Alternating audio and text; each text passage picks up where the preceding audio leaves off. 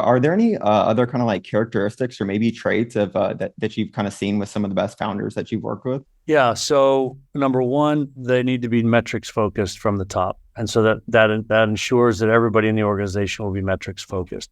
Some people like, I'll tell you why I invested in DoorDash was because I had looked at the other four sort of delivery companies at the time, and they were all really interested in the experience of the food, right? They were really into the experience, the passion for food.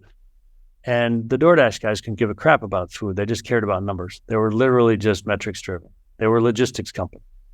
And I was like, well, the logistics company is going to beat the foodies every time.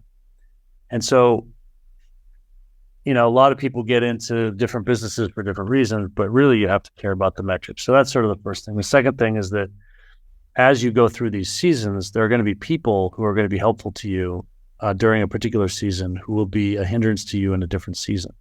And so the turnover in some of these marketplaces companies is quite high. And so you have to be willing and good at recruiting as well as letting people go. And you have to be willing to do that.